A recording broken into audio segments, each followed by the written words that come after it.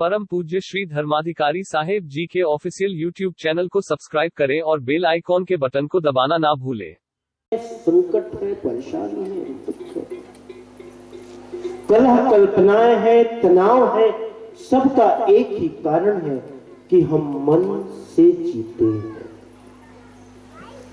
मन से जीते हैं।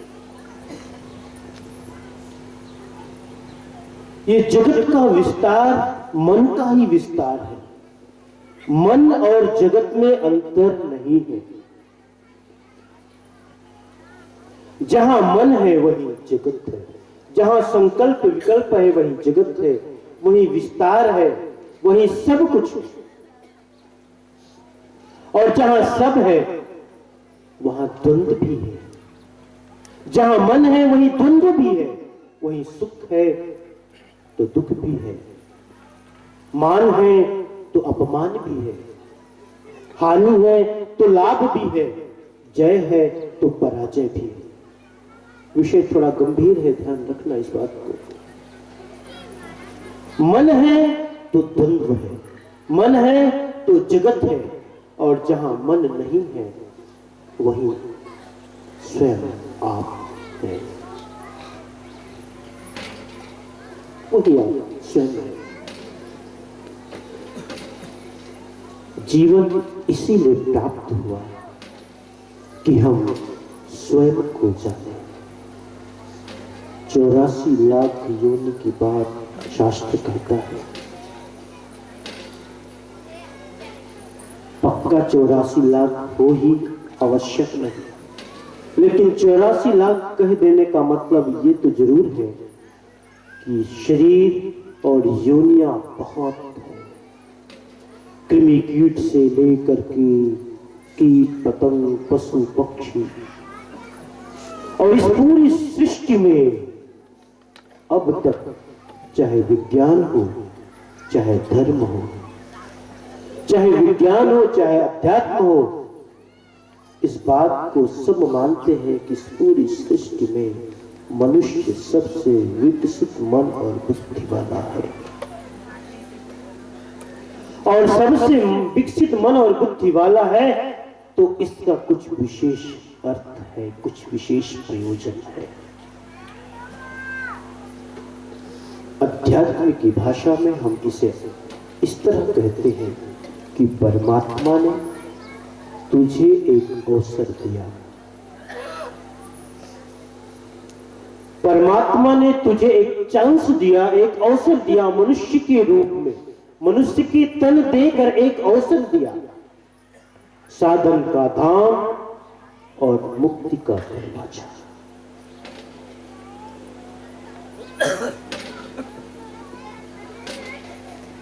उस भिखारी की तरह एक छोटी सी कथा मैंने कभी सुनी थी बचपन में कि एक बड़ा राज्य है,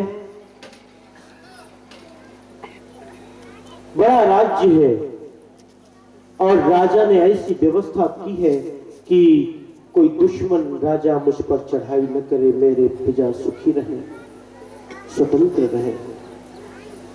उसके लिए उसने एक व्यवस्था की, अपने राज्य के चारों तरफ दीवार बना दी, ऊंची दीवार, मजबूत दीवार, और एक ही प्रवेश द्वार।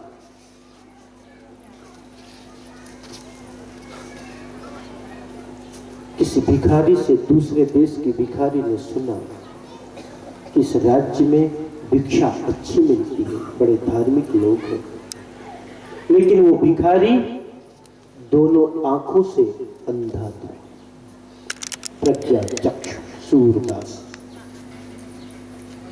किसी तरह उस राज्य में प्रवेश तो कर गया, दिन भर उसने भिक्षा भी मांगी, और जब निकलने की बात आई तो कौन उसकी मदद करता। सबने ये कहा, जिससे भी उसने पूछा, ऐसा करो, इस दीवार को छूते छूते छूते छूते जाना,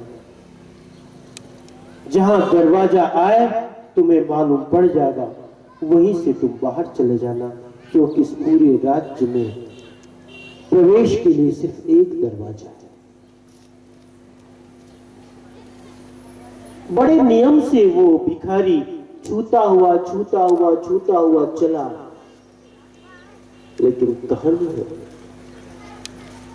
कहानी का एक ही मतलब है, हमें कहने के लिए जो कहना है उसे कहने के लिए कहानी को गढ़ते।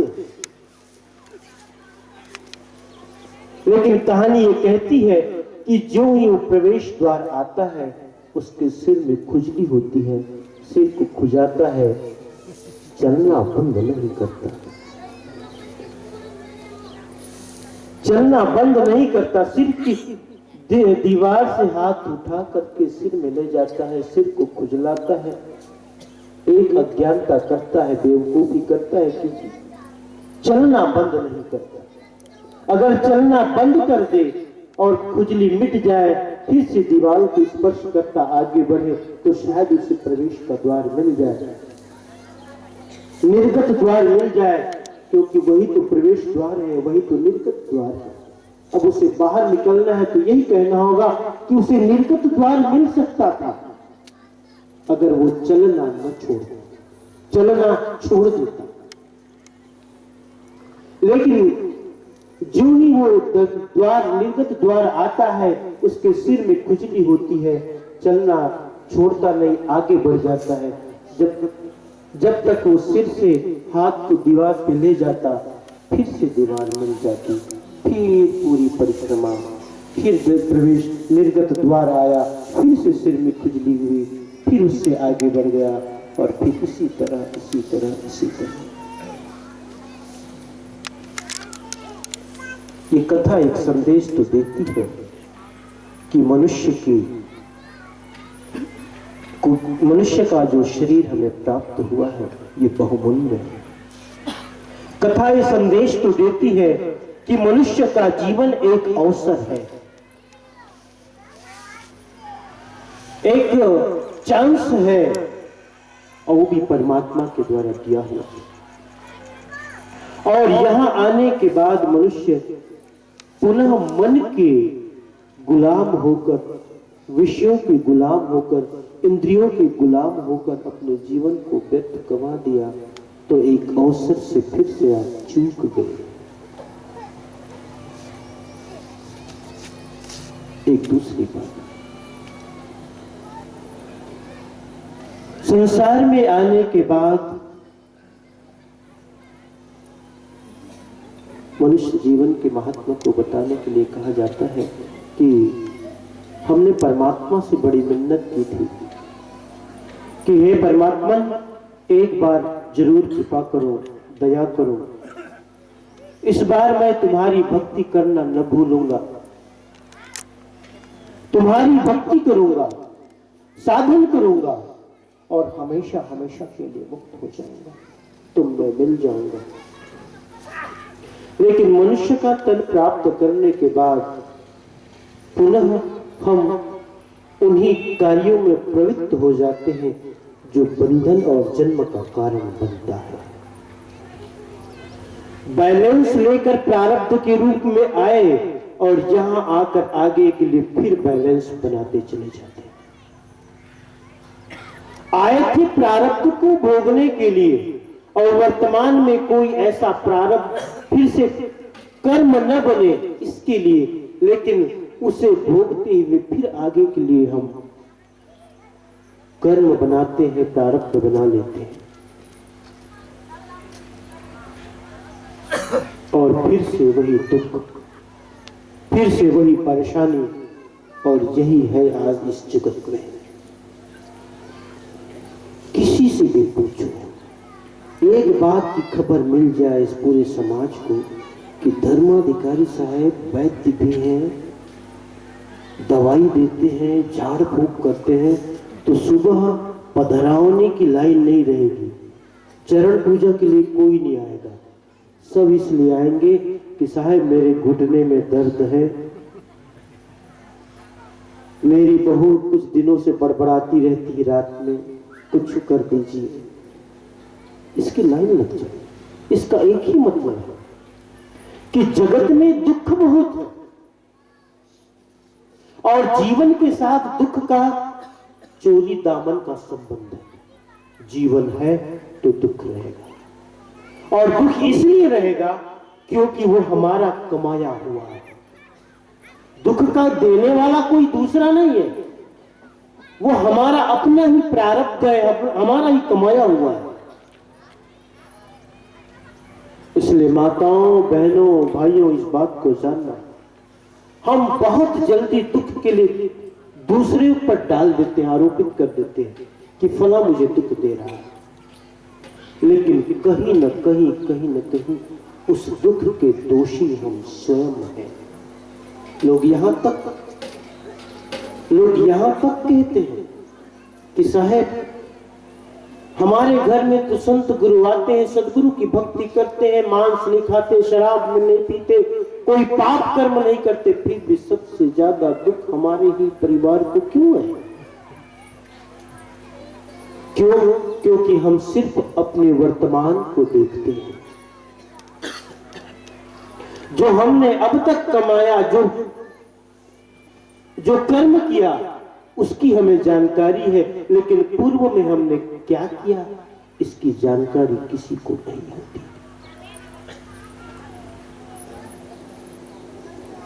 लेकिन शास्त्र कहता है, संत महापुरुष यही कहते हैं कि मनुष्य के जीवन में जो सुख है या दुख है, उसका भागीदार वो स्वयं है।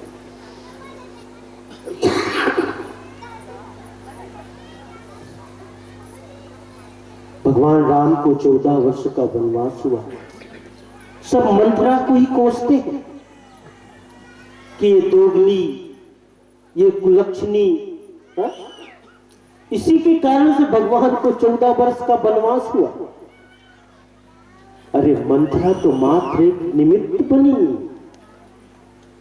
ऐसे ही हमारे जीवन में जो दुख मिलते हैं वो हमारे हैं, निमित्त कोई बन जाता है। कभी कोई पड़ोस बन जाता है, कभी कोई मित्र बन जाता है, कभी कोई स्वयं का परिवार बन जाता है, कभी पुत्र के रूप में निमित्त बनता है, कभी पति के रूप में, कभी पत्नी के रूप में। लेकिन एक बात ख्याल में रखना, जो भी हमारे जीवन में दुख है उसके कारण हम स्वयं हैं। लेकिन इस दुख से निवृत्ति का एक उपाय है। कल भी मैंने एक बात प्रसंगा में कोई कही थी कि बुद्ध जा रहे हैं युवा महोत्सव में, उसने वृद्ध को देखा, रोगी को देखा, और किसी मरे हुए व्यक्ति की अर्थी को ले जाते ही भी, लोगों को ले जाते हुए भी देखा। जब तक सारथी स्पष्ट ऐलान हो गया गौतम का कि जब मैं भी मर जाऊंगा, मैं भी रोगग्रस्त हो जाऊंगा और मैं भी एक दिन वृद्ध हो जाऊंगा, तो सारथी ये बताओ, इस युवा महोत्सव में जाने का कोई अभिप्राय रह जाता है? सारथी चुप। आदेश किया सारथी, रथ लौटाया जाए, जाने का कोई कारण नहीं है। क्या जाना युवा महोत्सव में जब मैं भी एक दिन वृद्ध हो जाऊंगा। लेकिन जब तक वो रथ लौटता है तब तक गौतम की नजर पड़ती है एक सन्यासी पर, गेरुआ वस्त्रधारी। फिर से उसने पूछ लिया, सारथी ये कौन है? भगवान, ये सन्यासी है। सन्यासी, सन्यासी कौन होता है? सन्यासी वो होता है जो इसी का उपाय खोजता है कि पुनः जीवन में वृद्धावस्था न आए, पुनः जीवन में रोग न आए, पुनः इस जीवन का अंत न हो। इसी के उपाय के लिए जो निरंतर तत्पर है, जो खोज करता है, जो उपाय को जानना चाहता है, उसी का नाम सन्यासी है। गौतम ने कहा तब तो कोई बात नहीं, निराशा की कोई बात नहीं है, उपाय है। यदि दुख है तो उपाय है।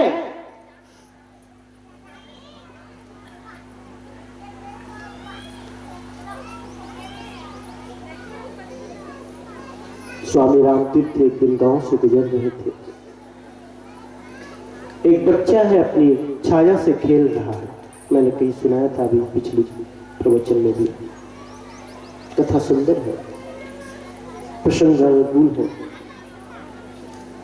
एक बालक सुबह सुबह, सर्दी का समय है, धूप लेता हुआ अपनी छाया से खेल रहा है।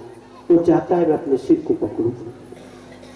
बच्चों की भी अजीब अजीब चित्त होती है, माताएं जानती है। वो उछल करके जाता था, अपने सिर को पकड़ना चाहता, जब तक वो उछल करके जाता छाया और आगे बढ़ जाती थी। बड़ा परेशान हुआ, क्या करूं। घर में गया, माँ माँ, माँ काम कर रही, बोला।